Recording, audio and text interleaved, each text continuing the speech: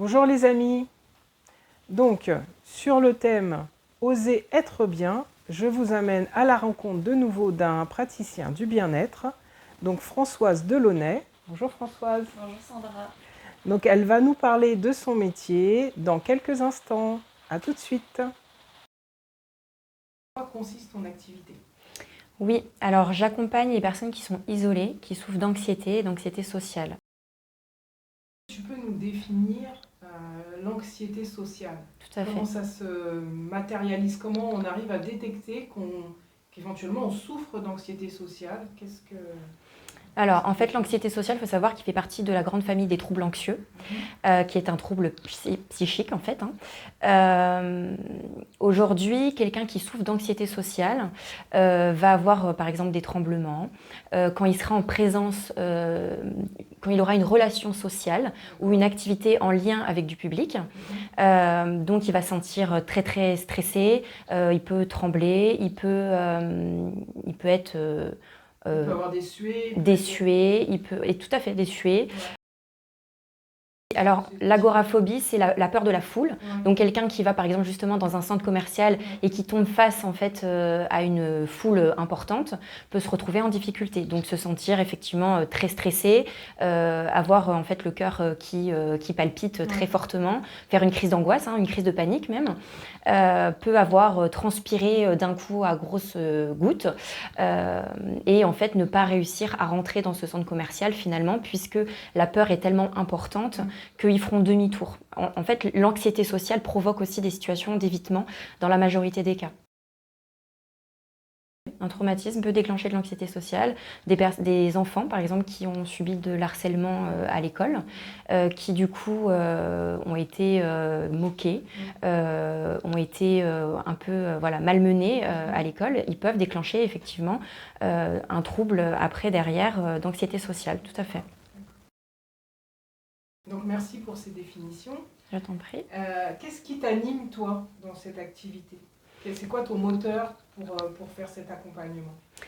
Pouvoir aider les gens, tout simplement aider les gens, pouvoir savoir qu'ils se sentent mieux. Parce qu'aujourd'hui, l'anxiété sociale isole énormément, puisqu'en fait, on a peur de l'autre finalement.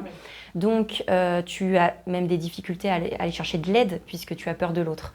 Donc, me mettre à la place de cette personne qui souffre et pouvoir lui apporter en fait mon soutien et l'épauler.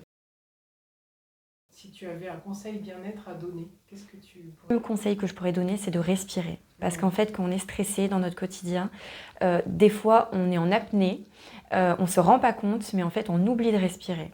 Alors que c'est tellement important. Et en fait, peut-être faire un exercice de respiration le matin au réveil, le soir avant de se coucher, et quand on en a besoin la journée, de respirer, de prendre une grande inspiration pendant 4 secondes, de bloquer pendant 4 secondes et d'expirer pendant 4 secondes. Et ça, vraiment, ça fait du bien. Tout à fait d'accord. Est-ce que tu aurais un proverbe ou une phrase clé ? Est-ce qu'il y a quelque chose, une phrase qui te tient à cœur ou qui te servirait de modèle ou de conducteur ? Que c'est pas parce qu'on souffre d'anxiété sociale ou de n'importe quel autre trouble en fait d'ailleurs, qu'on est uniquement ça. On n'est pas défini par ça en fait.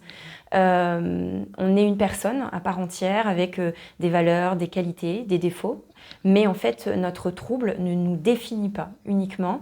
On souffre de ça, mais on n'est pas ça en fait. Voilà. Où est-ce que l'on peut te rencontrer ? Comment on fait pour prendre contact avec toi ? Alors, par le biais de mon site internet déjà, donc qui est bulle-accompagnement.com. Si je dois me déplacer pour faire de l'accompagnement individuel, du coup, effectivement, c'est moi qui me déplace, donc dans toute la Charente-Maritime.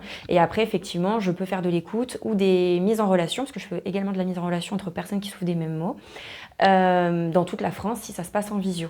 Voilà. Donc, je suis ravie de vous avoir présenté Françoise, surtout cette semaine. La semaine du 7 au 20 octobre, parce qu'on est dans les semaines d'information sur la santé mentale. Donc ça tombe plutôt bien, cette rencontre et cette interview. Merci à toi. Merci de m'avoir reçue, Sandra.